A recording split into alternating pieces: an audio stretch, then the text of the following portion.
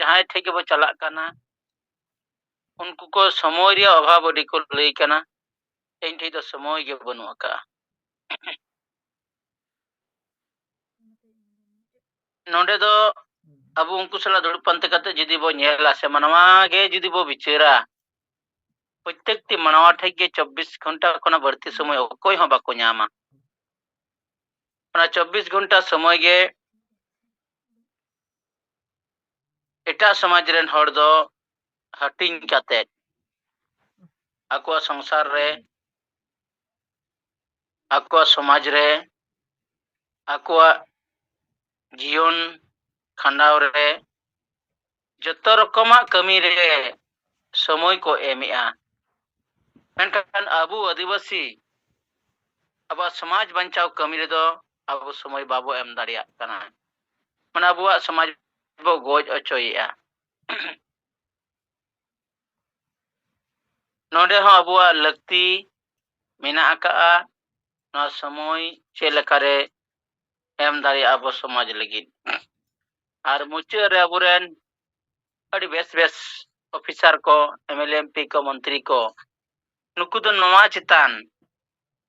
कोनो दुलड़ के बनु अका नवा चितान चिंता भावना के बनु अका तकवा और बनु कारण ते गुजु कना से आदो कना से जहां लगा कना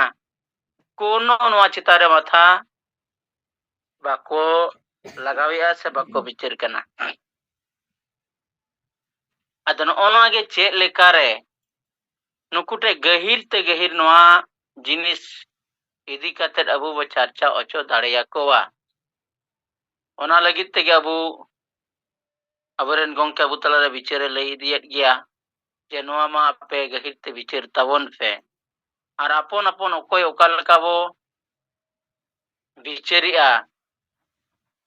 ओका लका बो उनको ठाई बो सेन कते बो अबुआ बिचार बो एहमिया ना रिपोर्ट करता अबु नोडे लई सदर तबन पे और नील खान अबु नवा बंचाव रिया अडी से खना नवा सजेशन से बिचार को हेलेन खान अब निश्चित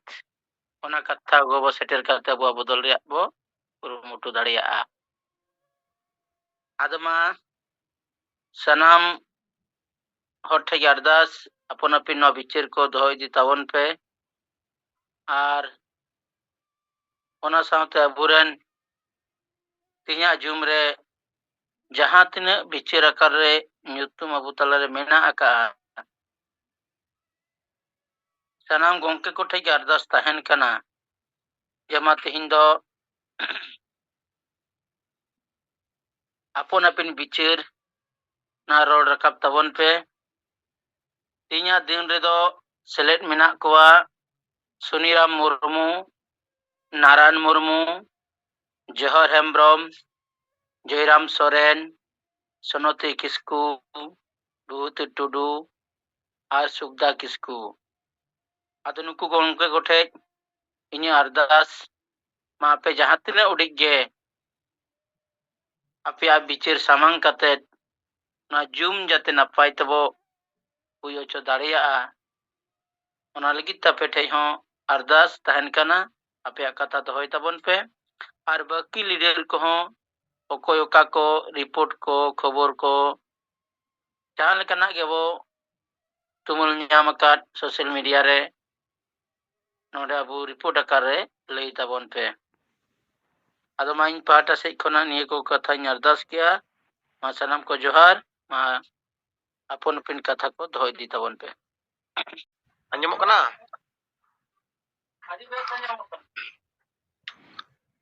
हाँ तेज नवा सिंगड़ जुमरे सेलेदाकान अब परसी जितकरे दिसम गमके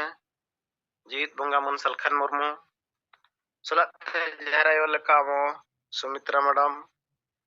और ओना सलाते सेलेदाकान आबोरिन सात राजरिन सनम को इनफरातना जोहार इनमन कल्याण बास्के आदिवासी सेंगेल अभियान उड़ीसा प्रदेश युवा सेंगेल सभापति और क्यों झोर zonal head ado teheny abo noy Keonjhor zone re Keonjhor jila rege hola khonag dौरान ehab akana ado teheny ale abo nui Keonjhor jila ni jila pargana man Gunaram hotete abo na Bir Gobindopur atu prothom chalaw huina ado onde ho aborin hor ko sala galmaraw adi bes huina ar unku noa katha ko anjom ked bad je teheny ale noy Jivit Bonga Salkhan Murmu netruto te noa teheny disom disom abo pasnaw hiabon kana sanam atu atu chalaw kate aborin hor ko teheny chet lekare mit jumit kate abo noy sarna dhorom code chet lekate bon nyama ar noy nitoga somoy re Kunbi Mohanto ko esti sanayet ko nuku ko chet lekare bo dabon ko ar ona salate abo jati dhorom asabasa nokana adi gan agenda mena ona ko teheny banchaw lagat teheny Jivit Bonga hotete ale adibasi sengel abhijan protek atu atu setter kate noa ko banchaw re katha le lay kana ado unku ko onya ko anjom ket bad ado le metaw kana chape goro ache banga noa re ado ko mena he gomke nokana ma abo banchaw re kami hora kana ar goro dorkar ge ar ale dol goro a ina bad Marsapal atu ona aspas rege mena a ado onde chalaw huina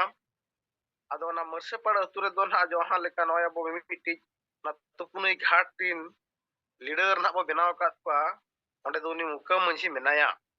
ado uni muka manji sala galmaraw talare jaho abunui Odisha Pradesh ni Mahila Morcha Malha madam nukin adi best kin unikin tuition ke dia bujhaw ke dia kin are bujhaw dare da katha ko ado menia sarige teheny abo judi babon jumidua ar babon midua enkhan nokana hoy abo samaj do bai banchawa ado mena nokana galmaraw ma ale tiso bale anjom lea ar bale badai let gya ona chika pale ale marang ko do bale gorok kan taheno menkhan nito no ape pe teheny pe hejna ar chengha chetna re katha ko pe lay kya je sari no gujut kana adok kana ar bobisot re abun hongana gidre ko adi muskil te ko nyurua ado noa le teheny le badai kya le noy teheny pe seterena adin bujho nya motor kya menia ado dalabon teheny do nito ar khon do noa re kami gorok ge ba go ar banchaw gya bo noa samaj ona tem lagbhag 12 baje gan hui go jena ado Minjur Jhalia jahan je ona do Anandpur blok padaw am Minjur Jhalia Kathokota Panchayat ado onde ni aboj panchayat pargana Kisan Kisko ayurte turui gota gan manji jarwa katet ar akurin porja sange ko jarwa ket ko ar ona talare ale ko setter bada katet tayam do onde galmaraw ehobena ar ona galmaraw re jokhon manji uit porja ko bujaw ki abanga noa abo banchaw te huya bona ado unku ko menia je dalabon abwa nongkana galmaraw tehny okoy songothono bako samang lea menkhan adibasi senggel obhijan ge tehny nongkana do sarige atu atu setter ya ar nui ge ekdom lagatar din ge kamiya kal social media kore YouTube kore mobile kore hole nyele kana menkhan eta songothon ko do bako kami kana lagatar do borsore medhaw gan okare meeting nyoga ko sore jom leka ar bakhan ko don bada nyoga gadi leka ar ko adoa ado ona lekate unku ko sari men utar kya banga single obhijan ge lagatar noa kamire menaya ar nui bon goro ay gya ona lekate ona atu ona panchayat rin turi gota manji plus porja ko adi sange ko jarwa ha unku onde galmaraw huina ado ayuk idien khan tayam onde khon le ruwar hejna apan apinena la ko do jaho hande Rajaram hasta na abo jahai tribal employees association gosi kore tahenai ado onde ge ko chalawena ar aling noa ora sele hejna ado ona lekate no nitoge setter bada kate ti janga koruk bada kate ado meni hate jumding report lege ado ona lekate jaho noa adi bes note abo atu bo chalak kan hor ko bujaw kana ar noa goro re abui jaha je Jharkhand Pradesh ni Mahila Morcha Sabhapati tabo Prem Sila Murmu nui ho noa goro re menaya ar ona salate abui Kendriyo Jubo General Secretary jahan je Sawane Marandi नुई हो तबो नोवारे अड़ी कुरुमुटु अबो गोड़ोरे मेनाया नोंकाते अबुई जिला परगना जहां गुनाराम मुर्मू नुकु को खेलाराम मर्डी सरनाधरम सभापति नुकु को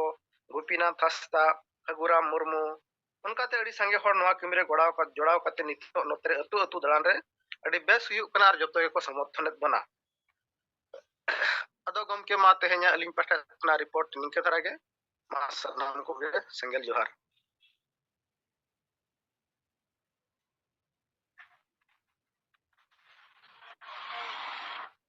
Koilan Waske, adi sarhau. Ting abu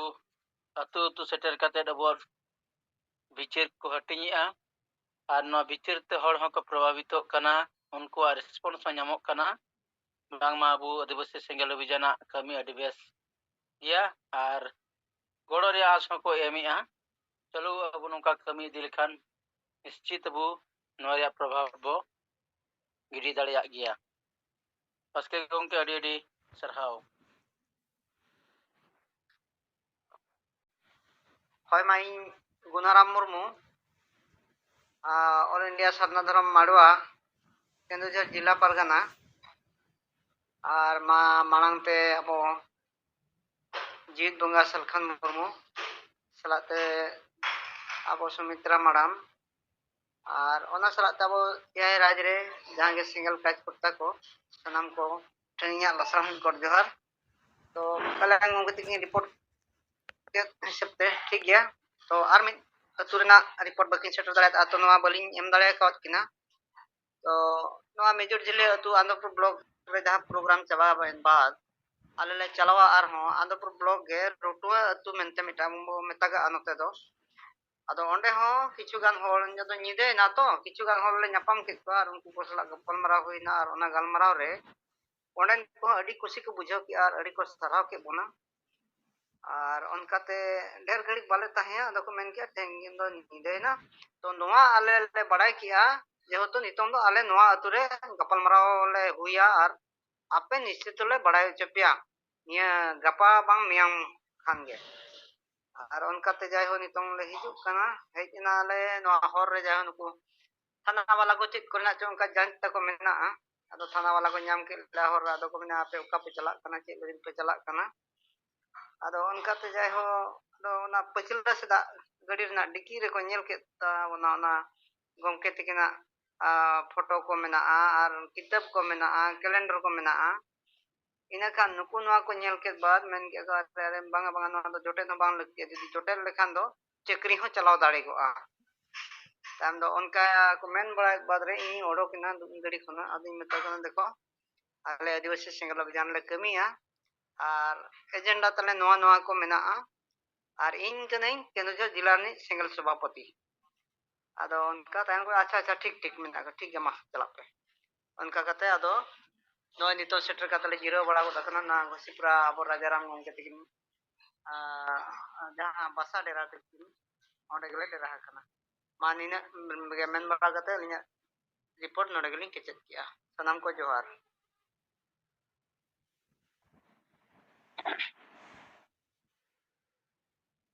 adi sarhau Gunaram gongke hoy gomke dohड़ाते अलिंग माइक लिंग झिज किया कई दरा कथा बलिंग चाबा लेया होय गमके कथा तो नवा गे ताहेना जे नोय ना अब सिंगल फंड केटे लगित ते अदो अलिंग जाय नवा फेब्रुआरी मास रेना दो बांगलिंग एमाका तो एनो अलिंग बार दिन भीतर रे नवा लिंग चेष्टाया सिंगल फंड रे बखते मानी ना मेन कते मानवा सिंगल जुमरे सले अखन साहेबार मैडम और सनम सिंगल कमे इनसे को सनम को जोहार इन भागलपुर जोनल हेड सुषमा चौड़े रोड़े दमी बार कथा सर अल्ले हनते तिलका मुर्मू जयंती दो एंते तिल मना बड़ा होइना और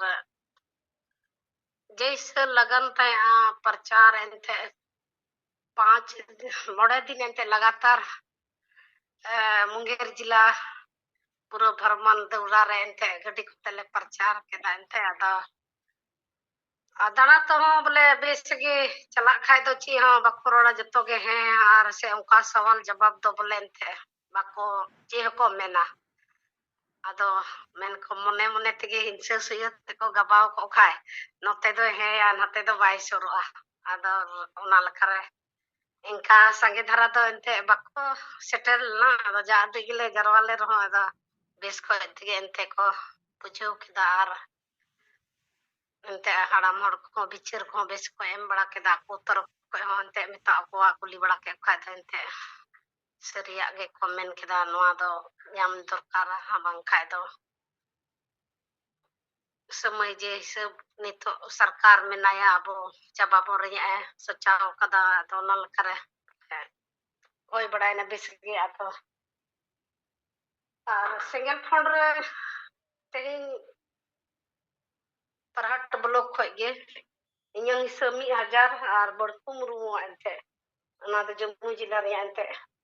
नते को एंते अलिया पर्सनल लिंक एम कदा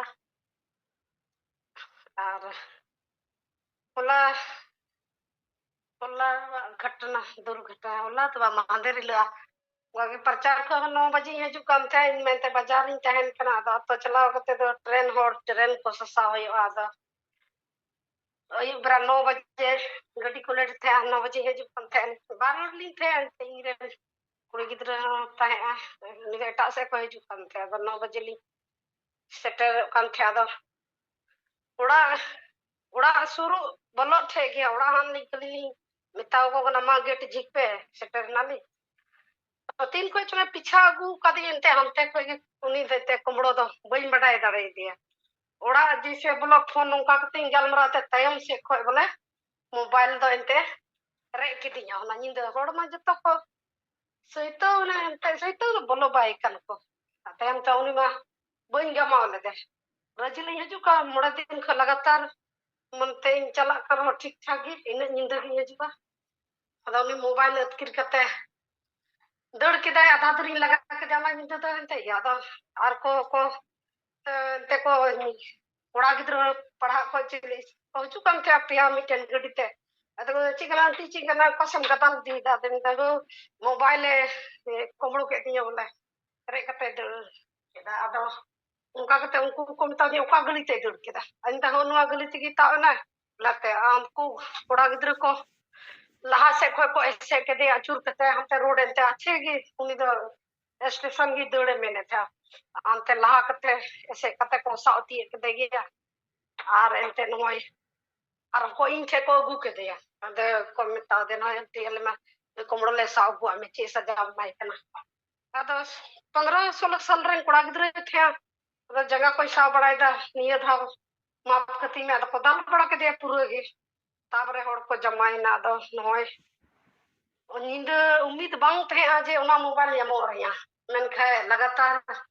माराम बुरु जाहिर आयुवा न्यू कते लगातार प्रयास रे मिनेया ओना ये तन होय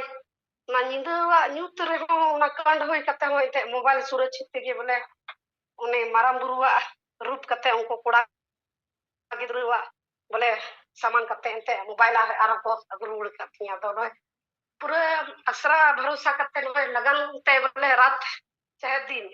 रफ्तार बोले प्रयास रदमया नोयते कमी को ठीक ठाक चला कना आर बुझे गया को अरिन बुझो चोय गया तो थोड़ा गन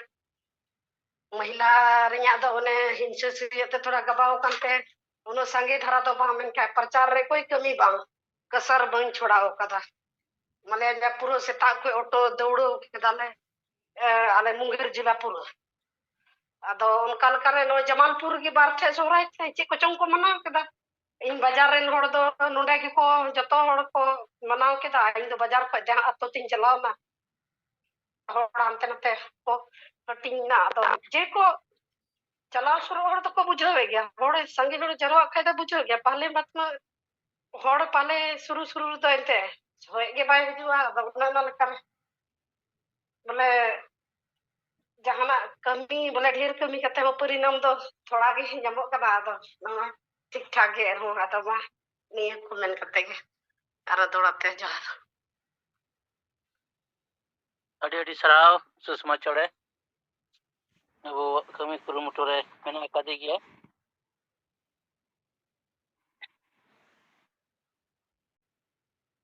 ᱴᱷᱤᱠ ᱜᱮᱭᱟ ᱛᱮᱦᱮᱧᱟᱜ ᱡᱩᱢ ᱢᱤᱴᱤᱝ ᱨᱮ ᱟᱵᱚ ᱯᱟᱹᱨᱥᱤ ᱡᱤᱛᱠᱟᱹᱨᱤᱭᱟᱹ ᱢᱟᱱ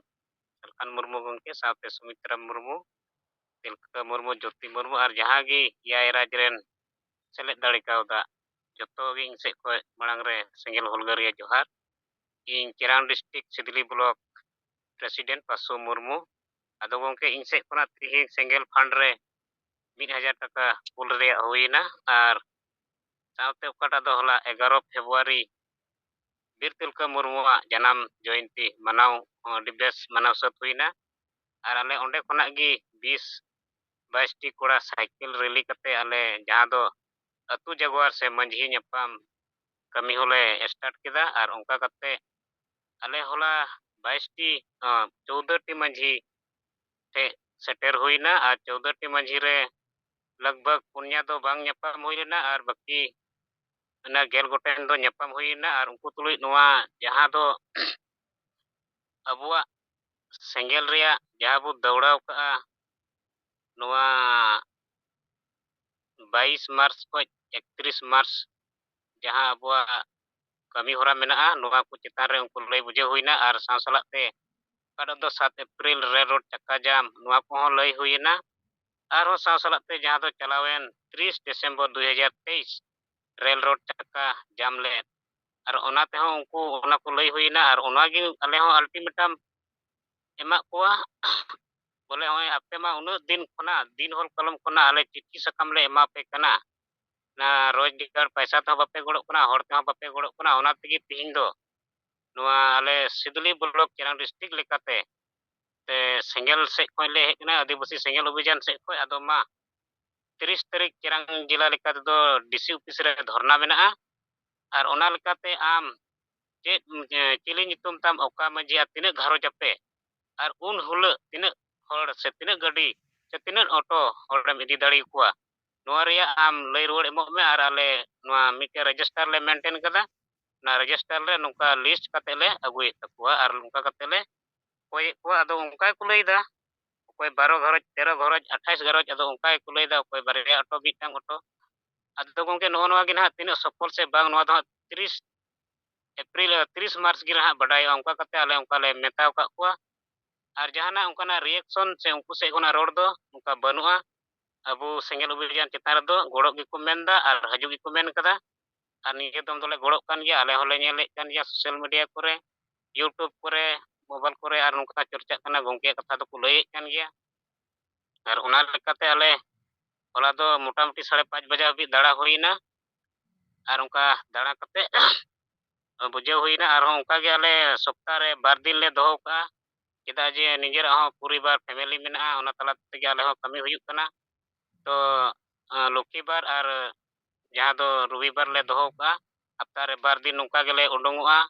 पूरा साइकिल ते 20-22 टी कोड़ा साउते टमाक को ले इदी तोरा केदा इदी तोरा लेदा और नुका कते अतु अतु मझी मझी ले ᱧᱟᱯᱟᱢ में को और निये कथा गेले लई को कना नय आले मा दिन होल कलम खना आपे मा चिट्ठी माले एम का पेगी और ओनाते आले बाले बुझाव दड़ी कना गोड़ हो बापे एमो कना होड़ हो बापे सुरु कना ओना इते नितो दो नुका गेले जहाँ तिन चिरांग जिला सिदली ब्लॉक रे जहाँ मझी मेना को नुका ले सेंद्रा सेंद्रा ते नुका पंजा पंजा तले सेनोआ और नुका गेले कोई पिया रिपोर्ट और नोआ आपे नोडे लई कते गेले ओला नो उनका कते होला दो आले ले गोटा दिन तमान ले दवा किदा जहाँ दो ना तिलका मुर्मू जन्म महा मनाव रे ओंडे कोन भगा बड़ा कते नो उनका गंके इंसे कोना रिपोर्ट दो मा दौड़ाते सनाम को आरो जोर डेरी सरहाव समनु के अच्छा गणेश सपें कुली जोगे खांडो ये चिली ना तब पशु मुर्मू उषा मुर्मू छे होय उषा मुर्मू नुई दो अच्छा ओका महीने रे जे बजा का उषा मुर्मू तर दो हाँ 31 कन्ना 31 और 1 जनवरी 1 दिसंबर 2023 ताई कना केता अलिया ये रजिस्ट्रेशन नंबर दो गंके ब्लॉक ले आछे सिदली ब्लॉक है सिदली ब्लॉक रिया अली ताई कोली हाथ आसे अच्छा Amat tina registration number do 31. 31 Hoi.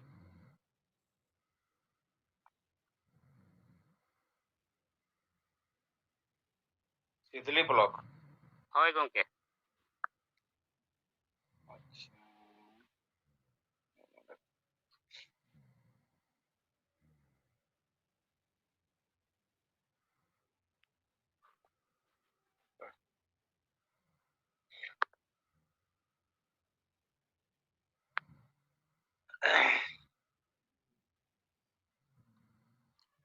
Acha ठीक गया मा एनखान दो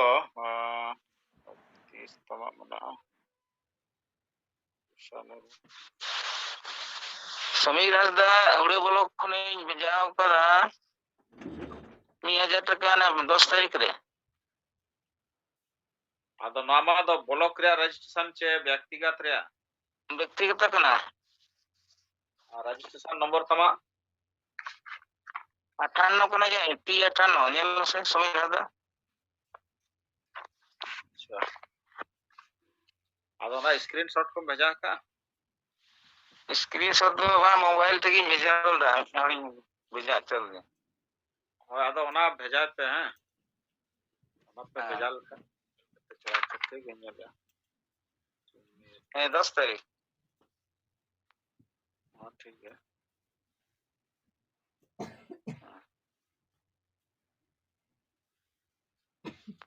ये तो मा जो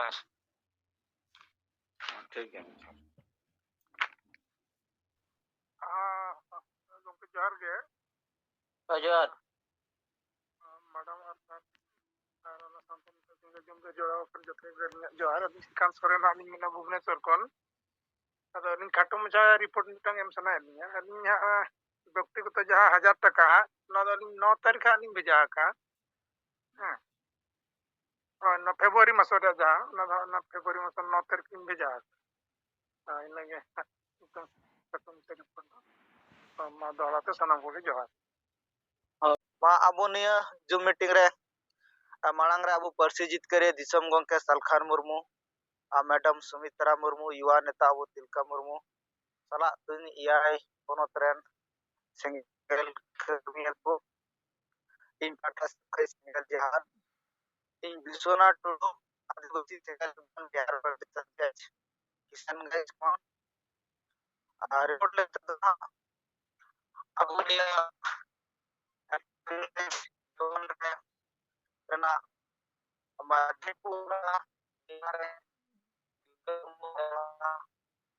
orang China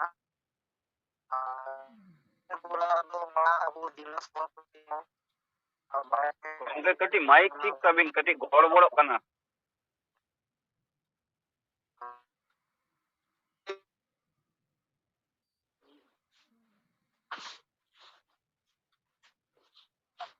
halo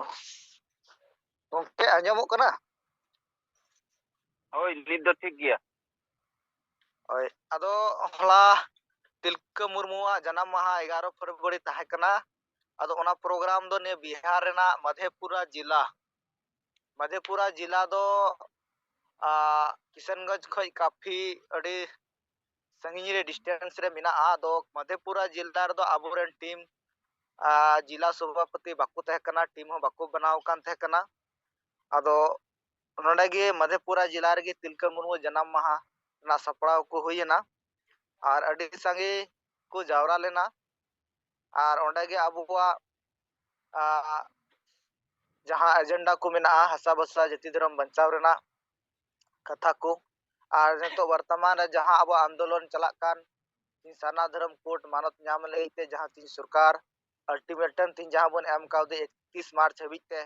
सरकार उन्नाय घोषणा मा और बांखान दो तीन अब रेल रोड चक्का जाम लगे 7 अप्रैल ले ओना बन सपड़ा और नेतार शक्ति प्रदर्शन हो प्रोग्राम अब जिला रे बन होईची मा संगी ओना रे अब आतु टोला रे बन जगवार दारे को ओना को कथा को लयना और इने कते जिला सभापति हो अब नोडा नियुक्त कदिया बन अनंतलाल बास्की नुई हो अडी बेस कथा को बुझाव किया और अब सेंगल सेना को और अब नुको आतु मंझी सेंगल मंझी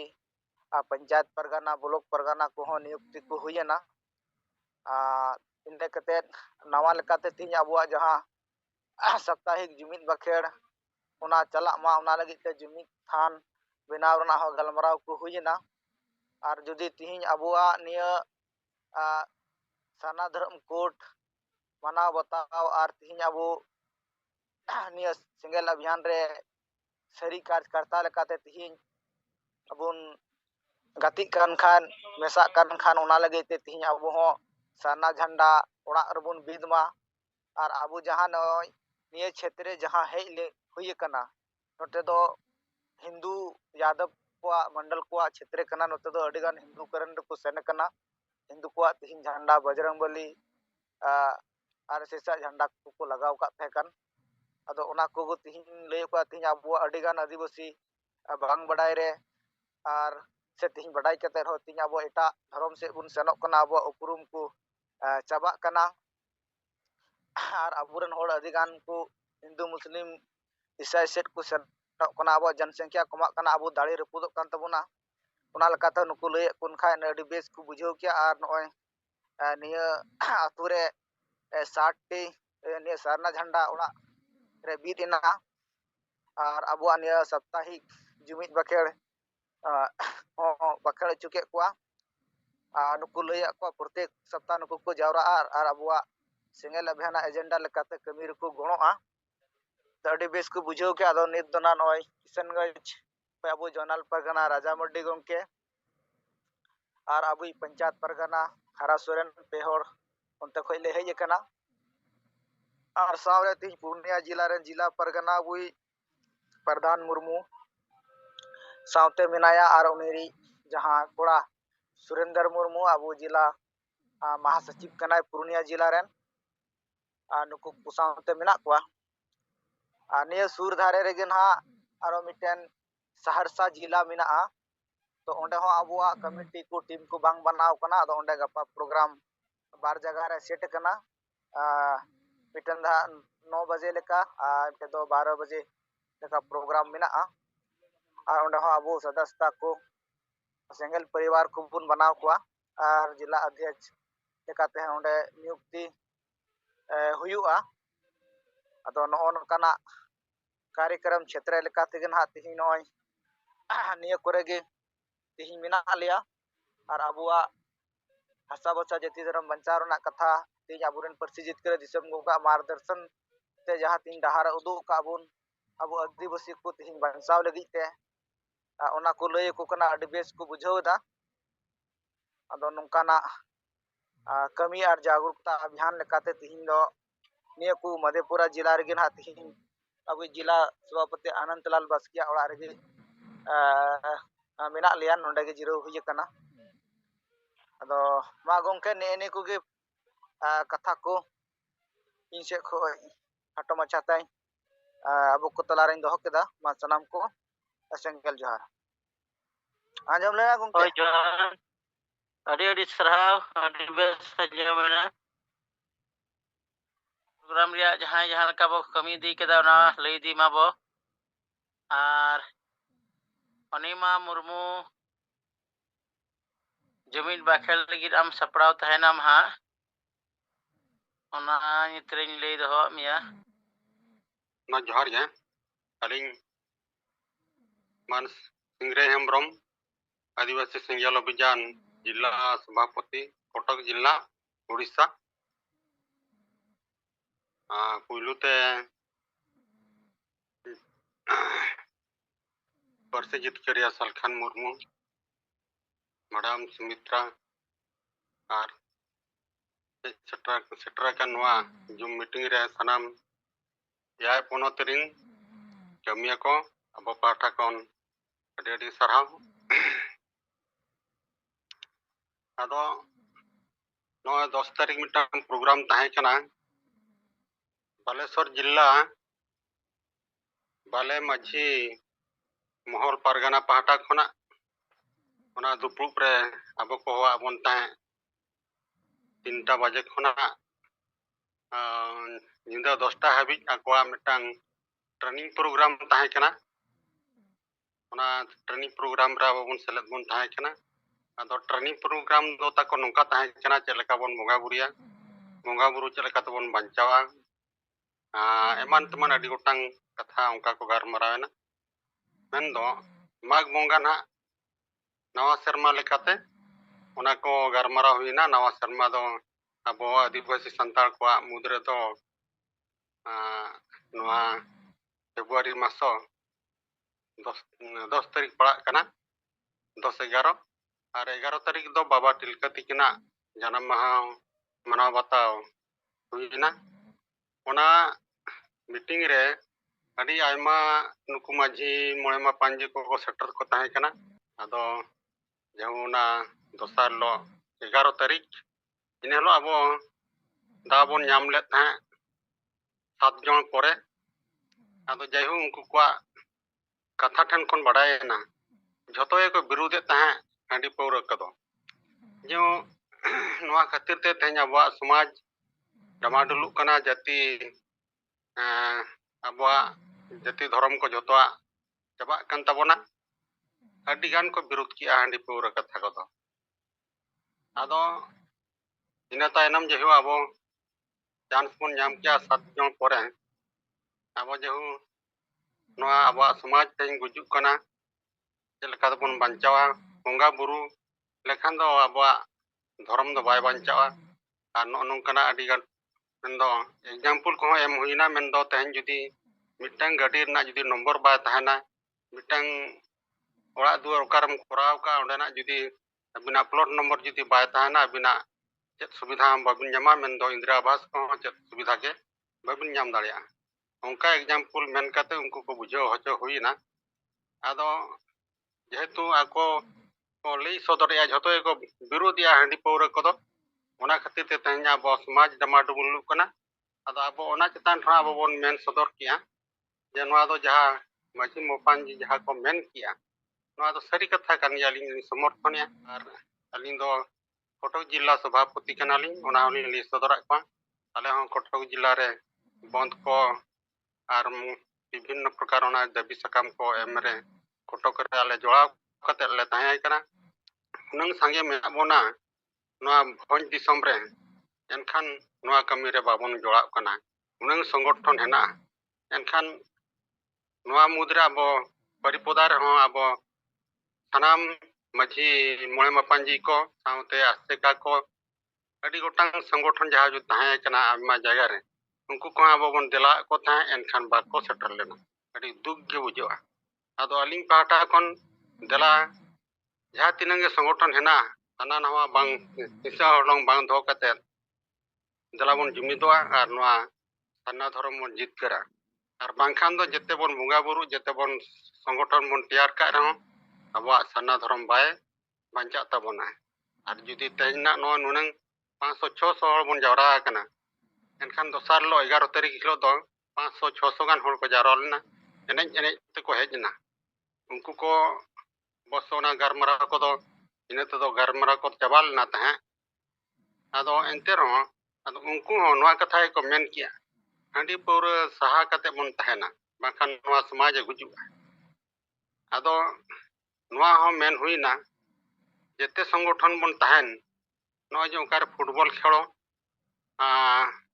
ᱱᱚᱝᱠᱟ ᱦᱩᱭᱩᱜ ᱠᱟᱱᱟ ᱟᱭᱢᱟ ᱡᱟᱭᱜᱟ ᱨᱮ ᱟᱹᱞᱤᱧ ᱫᱚ ᱢᱩᱨᱰᱟ ᱵᱞᱚᱠ ᱨᱮᱞᱤᱧ ᱛᱟᱦᱮᱸ ᱠᱟᱱᱟ ᱢᱚᱭᱩᱨᱵᱷᱚᱸᱡᱽ ᱨᱮᱱᱟᱜ ᱦᱩᱰᱤ ᱥᱩᱛᱤ ᱠᱚ ᱮᱱᱮᱡ ᱠᱟᱱᱟ ᱱᱤᱛᱚᱜ ᱢᱟᱱᱮ ᱰᱷᱟᱵᱩᱞ ᱛᱟᱢᱥᱟᱭᱮᱜᱼᱟ ᱠᱚ ᱟᱨ ᱟᱵᱚ ᱢᱟ ᱨᱟᱥᱢᱩᱫᱽᱯᱩᱨ ᱵᱞᱚᱠ অথচ ᱱᱚᱣᱟ ᱢᱚᱭᱩᱨᱵᱷᱚᱸᱡᱽ ᱨᱮᱜᱮ ᱵᱚᱱ ᱛᱟᱦᱮᱸ ᱠᱟᱱᱟ ᱢᱤᱫ ᱥᱮᱨᱢᱟ ᱵᱚᱱ ᱦᱩᱭᱮᱱᱟ ᱪᱷᱩᱴᱟᱹᱣ ᱦᱩᱭ ᱟᱠᱟᱱᱟ ᱡᱮ ᱦᱚᱲ ᱠᱚ ᱵᱩᱡᱷᱟᱹᱣᱮᱜᱼᱟ ᱟᱨ ᱮᱱᱠᱷᱟᱱ ᱩᱱᱠᱩ ᱱᱚᱣᱟ ᱦᱚᱸᱠᱚ ᱢᱮᱱᱮᱜᱼᱟ ᱟᱞᱮ ᱴᱚᱞᱟ ᱨᱮᱢᱟ ᱮᱠᱷᱮᱱ ᱢᱟᱹᱡᱷᱤ ᱡᱟᱦᱟᱸ ᱠᱚ ᱛᱟᱦᱮᱸ ᱠᱟᱱᱟ ᱢᱚᱬᱮ ᱢᱟᱯᱟᱧᱡᱤ ᱮᱠᱷᱮᱱ ᱢᱩᱨᱩᱠᱷᱚ ᱟᱨ ᱱᱚᱜᱼᱚ ᱱᱟ ᱡᱮ ᱢᱩᱨᱰᱟ ᱵᱞᱚᱠ ᱨᱮᱞᱤᱧ ᱛᱟᱦᱮᱸ ᱠᱟᱱᱟ ᱯᱮᱭᱟ ᱜᱚᱴᱟᱝ ᱯᱨᱳᱜᱨᱟᱢ ᱠᱚ ᱦᱩᱭ ᱦᱚᱪᱚ ᱠᱮᱜᱼᱟ ᱦᱚᱞᱟ ᱠᱷᱚᱱ ᱠᱚ ᱮᱱᱮᱡ ᱠᱟᱱᱟ ᱯᱷᱩᱴᱵᱚᱞ ᱠᱚ ᱛᱮᱦᱮᱧ ᱫᱚ ᱞᱟᱥᱴ ᱛᱟᱠᱚ ᱟᱹᱞᱤᱧ ᱛᱮᱦᱮᱧ ᱞᱤᱧ ᱦᱮᱡ ᱮᱱᱟ ᱚᱱᱟ ᱡᱚᱲᱮᱥᱚᱨ ᱵᱟᱞᱮᱥᱚᱨ ᱡᱮᱞᱟ ᱨᱮᱱᱟᱜ ᱡᱮ ᱚᱠᱟ ᱨᱮᱠᱚ ᱢᱤᱴᱤᱝ ᱠᱮᱜᱼᱟ ᱚᱱᱟ ᱪᱳᱭᱛᱚᱱᱰᱤᱦᱤ ᱨᱮᱱᱟᱜ ᱚᱱᱟ ᱫᱚ ᱡᱚᱲᱮᱥᱚᱨ ᱵᱞᱚᱠ ᱨᱮᱱᱟᱜ ᱠᱟᱱᱟ ᱮᱱᱠᱷᱟᱱ ᱱᱚᱜᱼᱚ ᱱᱚᱝᱠᱟ ᱟᱵᱚ ᱯᱟᱦᱴᱟ ᱠᱷᱚᱱᱟᱜ ᱠᱟᱛᱷᱟ ᱠᱚᱫᱚ ᱨᱤᱯᱳর্ট ᱠᱚᱫᱚ ᱱᱤᱱᱟᱹᱜ ᱞᱟᱹᱭ ᱠᱟᱛᱮ ᱜᱮ ᱟᱹᱞᱤᱧ ᱞᱤᱧ ᱢᱩᱪᱟᱹᱫ ᱠᱮᱜᱼᱟ ᱟᱨ ᱛᱟᱨᱯᱚᱨᱮ ᱢᱤᱴᱤᱝ ᱪᱟᱵᱟᱭᱮᱱ ᱛᱟᱭᱱᱚᱢ ᱟᱹᱞᱤᱧ ᱱᱩᱠᱩ ᱯᱨᱮᱥᱤᱰᱮন্ট सेक्रेटरी को साला लिंग रपोड़ेना आदो चेक लेका नोआ बोन करावा आपे पे मिसा तापे मिसा अबोन से बांगे आदो नोआ हम को मेन किया गोंके मा नोआ हंडी बोंगा मनाए बोना दाग ते बोंगा हचोए बोना आदो नोआ आदो लिंग मिता को तेन जुदी अब अमेरिका करे मेना को कि दिल्ली करे अब मेना को उनको तो कर हंडी को न्यामा आदो गोंके तो नोआ मेन का जे ओकोय ओका तेगे बोंगा दाड़े एनते रहा अब बिहित तो तहन दरकार कना आदो ओना मेनते जुदी ओना गे पे साबा ओना छाड़ो एनखान अब सरना धर्म दरकार से बांगा मा अलिंग निनंग लई काते लिंगा कथा नोडे गलिंग मुचिदा मा सनाम को धुड़ते जोहार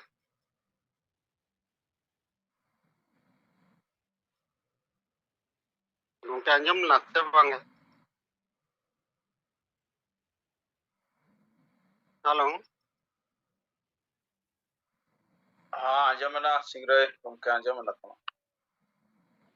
और गोंके नोआ जो मिटंग को कुली के लिया 13 खो धारा दो चेक केना ओनाले बंचावया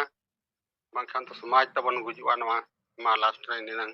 गोंके तिगिन किन ले सदर लेखन अब हमन बड़ाई किया सिंगरे हेमरोमा कथाኝ आंजम के अली सराव अद सिंगरे आम उनको मीटिंग रे सेलेक्ट कतेम लियत कोआ जे सन्ना धर्म कोड वो बंचाव चे बांगे अदो उनको दो फिर हांडी रे हेज कते को ठाके देना अदो आम चेन मेतात पर उनको मुचेर रे चेत को मैंने हांडी मारा चे सन्ना धर्म कोड मारा हांडी वो बंचाव चे सन्ना धर्म कोड वो बंचाव उनका कथा पाए रकाब लेना आम से कोई आदो नोआ ना दो गोंके तेलामा बांको एमली आदो को मेन के मिद धावरे बंद होचोय बोना बुंगा कोमा आस्ते आस्ते ते को मेनिया आदो नोंका हली मिता को आस्ते आस्ते ते तो नोआ जो सेंसस अबोआ नोआ आंदोलन खातिर ते पले सेंसस होय बंद का आए इसतारे सेंसस करावा जनगणना को आदो नित जुदी उनका स्पीड जुदी बाबन चला ताला अब बंचा को जुड़ गया रे उन्ना तो उत्तर तो बांग कना उनको मेन बई बई ते बंद होया होय आपको पूरे को गलमराव के हांडी पर्वत के वो तायमो कना गुजु कना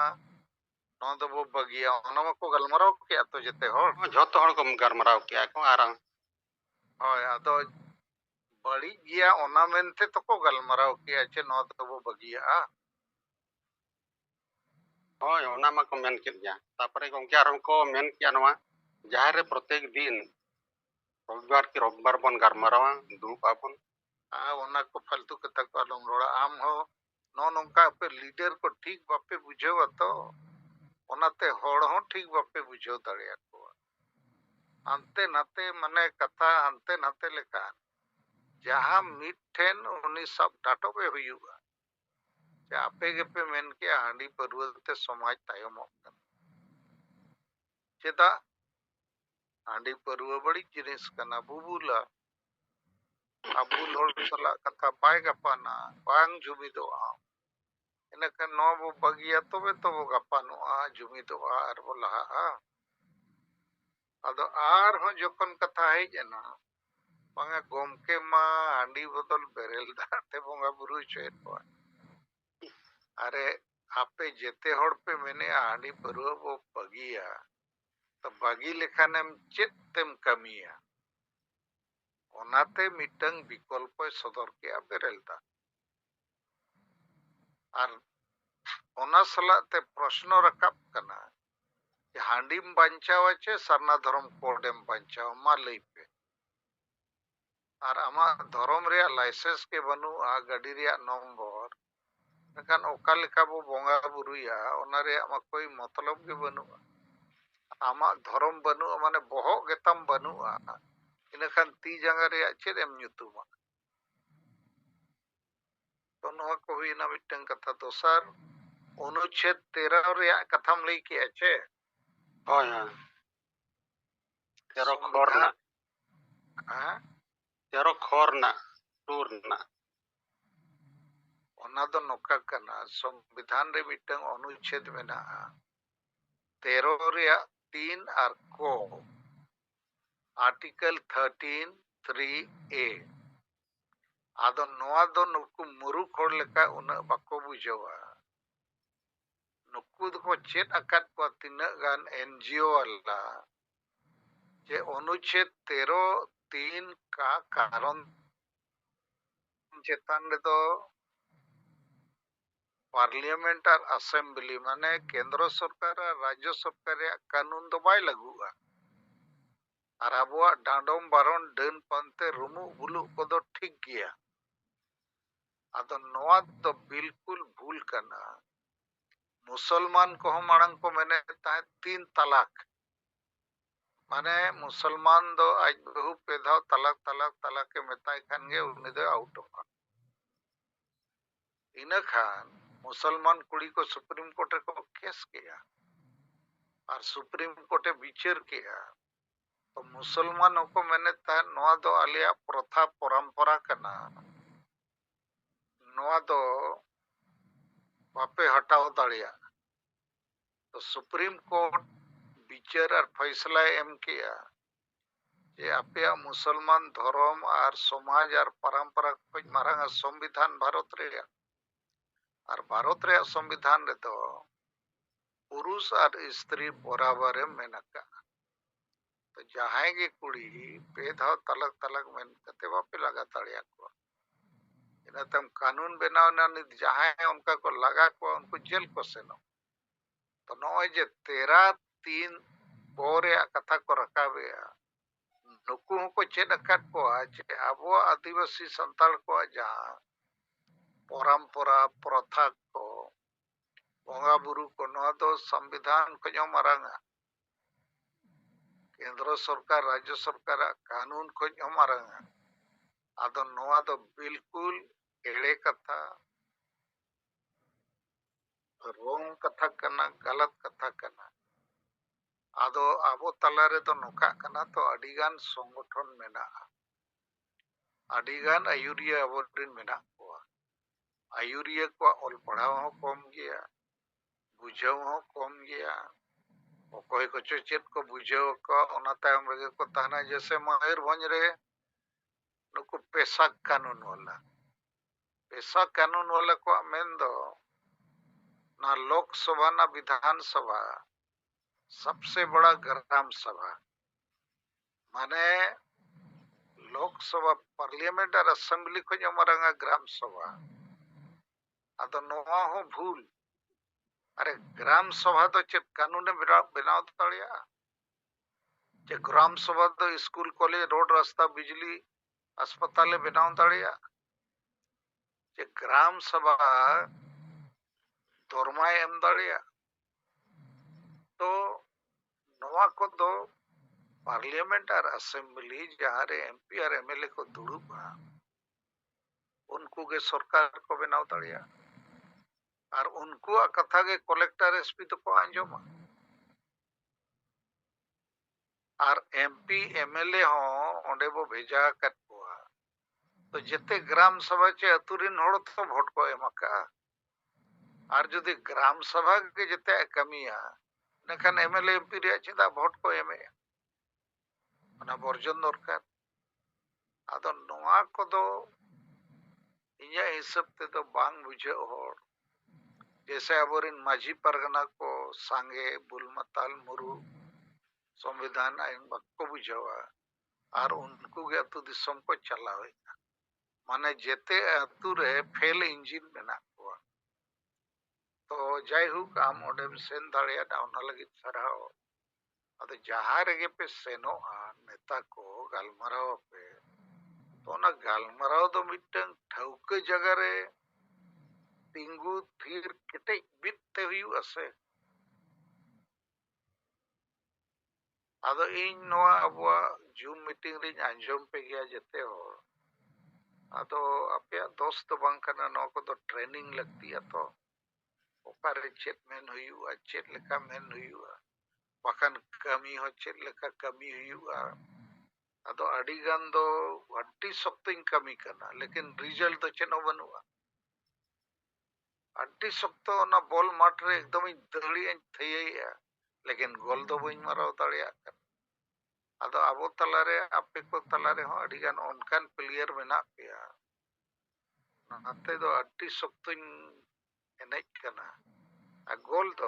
ᱫᱚ ᱵᱟᱹᱧ ᱢᱟᱨᱟᱣ ᱫᱟᱲᱮᱭᱟᱜ ᱠᱟᱱᱟ ᱟᱫᱚ ᱱᱚᱣᱟ ᱛᱷᱚᱲᱟ ᱟᱸᱴ ᱠᱟᱹᱢᱤ ᱠᱟᱱ ᱜᱮᱭᱟ ᱠᱟᱨᱚᱱ ᱱᱚᱣᱟ ᱢᱤᱫᱴᱟᱝ ᱥᱚᱢᱟᱡᱽ ᱵᱚᱫᱚᱞ ᱨᱮᱭᱟᱜ ᱥᱚᱢᱟᱡᱽ ᱯᱚᱨᱤᱵᱚᱨᱛᱚᱱ ᱨᱮᱭᱟᱜ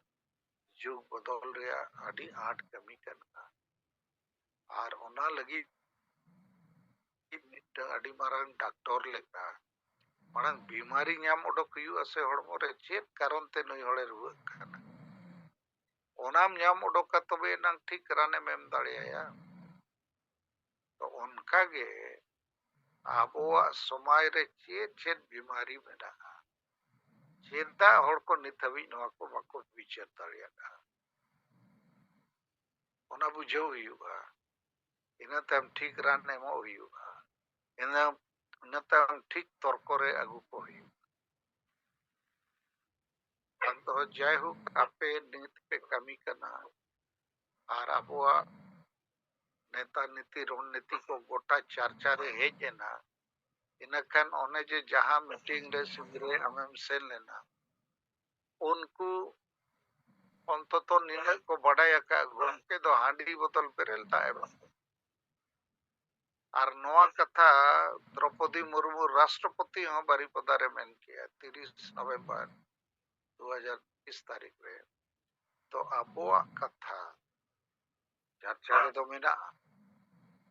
ᱟᱨ ᱢᱩᱪᱟᱹᱫ ᱨᱮ ᱢᱤᱫᱴᱟᱝ ᱠᱟᱛᱷᱟ ᱮᱱᱟᱝ ᱥᱮᱛᱟᱜ ᱡᱩᱢ ᱨᱮᱧ ᱨᱚᱲᱮᱫ ᱛᱟᱦᱮᱸ ᱟᱵᱚᱣᱟᱜ ᱟᱹᱫᱤᱵᱟᱹᱥᱤ ᱥᱟᱱᱛᱟᱞ ᱥᱚᱢᱟᱡᱽ ᱨᱮᱫᱚ ᱵᱟᱧᱪᱟᱜ ᱨᱮᱭᱟᱜ ᱵᱮᱵᱚᱥᱛᱷᱟ ᱫᱚ ᱵᱟᱹᱱᱩᱜᱼᱟ खाली गुजुग रेया व्यवस्था के मेना बंगा बुरु छुट छटियर रे हो ना हाड़ी पुरु ᱧᱩᱭ में आतु रे बोल मत्ताल मुरुक माझी सेंगेल इंजी माने आतु रे इंजिनम बनाव कातिया उनका के डांडोम बारन done Pante इससिए vote किरिंग occurring no नोकाना व्यवस्था को चालक कना माने डांडोम कमे और डांडोम पुइसा सख्तो हाड़ी पुरु ᱧᱩᱭ में जम अदो ओका लेकर न्याय व्यवस्था न तो अन्याय कर जाएंगे सामाजिक बहिष्कार को में वोट हांडी पर्वत किरिंग अकरिंग में सख्तो रुमु में बुलु में धर्म बांचाव रेया धर्म मानत रेया कथा लम बिचरा तुरे मारंग बुरु बांचाव कथा आलम बिचरा कुणबी को आदिवासी लगी ओना रेया इदी कते आलम चिंतया आदो ओना को ठीक लगी इन आपे को तलारे अडिगान नावा व्यवस्था रे कथाई सबमा का आपे पे चेष्टाय लेकिन अडिगान आपे हो न गहिरते बापे बुझो तो जैसे नय जुमित बाखेड़िन बनावत पेया अतु अतु रे जुमित थान मो बनावा प्रत्येक रविवार साप्ताहिक अतु जुमित दुड़ुब को हुईया उनका के सन्ना धर्म रे झंडा बो बनाव के उनका गे मेन के अतु रे मा माझी मेना को पंचायत रे परगना संगेल परगना बो बनाव का ब्लॉक रे संगेल परगना जिले रे संगेल परगना पनत रे दिसोम रे संगेल परगना उनका के unified rule guide book for Santal नवा को दो नावा व्यवस्था करना फिर मारे उयहर मारे डहर कोई नवा उयहर नवा डहर से तड़मा तो नीत हबी अबुआ समाज रे दो बेस चेत बड़ी चेत नवा रे बिचार के बनुआ व्यवस्था के बनुआ आदो आबो दो गुजु व्यवस्था रे मेना बोलते आदिवासी समाज तो झारखंड राज नाम करते हो चापो जुड़ू संताली परसी जितकर करते हो चापो जुड़ू और व्यवस्था के बड़ी ते अब ओलो पढ़ा होड़ हो उनका के चाकरी जीवी हो उनका के स्टूडेंट को हो उनका के माझी को हो उनका के एमएलए एमपी हो उनका के ओका सेट खोज हो बांचा रेया व्यवस्था चे बांचा रेया कमी होरा दो नीत हबी सेंगेल अभियान छड़ा इन दो बन्यल जामेया गोटा के अडिगान गावता चे संगठन में ना कोआ एने सरें जमयु रस्कर मच लगी ओनाते marang buru ko reik ket ko chet ho cinta bhavna botor banu nit sarna dharam ko manot ge banu aborin hor ko kristano kana hindu kana chet ho banu aro kurbi ko kota committee ne आदिवासी बना लगी लेकिन ओका अतु रहो माझी को ना लगी बाको गलमराव करना कोरिन प्रजा सल्ला तो इnya मेन रेया आबो आदिवासी के संताल चारो एटा आदिवासी को आबो तो गुजु व्यवस्था रे मेना हुआ बाकी को आदो बांचा व्यवस्था मेना मन सही दो मंदिर मस्जिद गिरजे रे को जावरा बोंगा बुरु सला ते को गलमराव बांचा रे को बिचरा बुलु और उमु लगी तो बको जावरा और उनको दो आकोरिन होड़ गुप्पी लगी होड़ में ना हुआ और अब दो अबोरिन गुप्पी लगी जाए होड़ उन्हें न्यू बुल को खाने चिली गुप्पी को है मेरा उनको डंगरी को कड़ा को अंतना ते को नीर चावा kan तो अड़ी आठ परिस्थिति रे वो झली थलिया कना एन रहो आपे पे चेष्टाए और आपे तो दोस्तों बांग करना नवा समाज के गुजु और रे मेनाया गुजु व्यवस्था के जुग जुग को जा अपना रखा अतो ओनाते निये दा सरकार अल्टीमेटम सला समाज होनो अल्टीमेटम को एमाय करना अतो मा ठीक के नेता तो पे सेटरो कना आडे नाडे मीटिंग करे पे सेटरो कना एटा संगठन को हो कई ते आडी बदल बेरेल दा से को सेनो गया सेनो ते हुए को और सरना धर्म को हटाव लगी बिचरते हुए को कुणबी मा तो कुछ पंचायत के हुए को सांताली अब राजभाषा बनाव करते जहाँ बांग जहाँ राज रे सरकार गोड़ोते ओना धरती जकात रे नो भाषा और चिकी प्रश्नाव लगी झांडा बीत के हुआ नोआ को गे बंचा रे व्यवस्था करना अदो जे हेतु आबोरेन संगे संगठन रे आयुरिया संगे माझी परगना संगे चाकरी जीवी संगे आदिवासी एमएलए एमपी और संगे स्टूडेंट को नोआ को बांग को बढ़ाया और इनमें नौकरी बुझेवा वाले इन बहन जनम को चाप पे तलारे नोआ को बहन रोड के इन कमी किया इन खान दो आपे हो इनके के पे तायना उन्हें इनके के पे तायना उनको को सल्ला गया हंडे नाडे जली ताली आबो दो नित आरहो मिटंग स्टेज रिंग सेटर के किया जेते पॉलिटिकल पार्टी के मिट लेका आदिवासी को वो व्यवस्था के को कमी करना कोई पार्टी हो अब लगी तो बाको रोड ताड़िया उनको ठेन आदिवासी एजेंडा बनवा ओनाते अब तो ने पार्टी विशेष के वोट विशेष बचाव बदल आदिवासी समाज बचाव लगी एजेंडा वो सेट का मारंग जुमित बनाव रे कथा वो पसनावे और समाज सुधार कथा वो मैंने एटा को तो बाको मैंने अब तौरते मेन लेखन संगे होड़ को भिड़का माने उनको उद्देश्य दो आको दुकान चला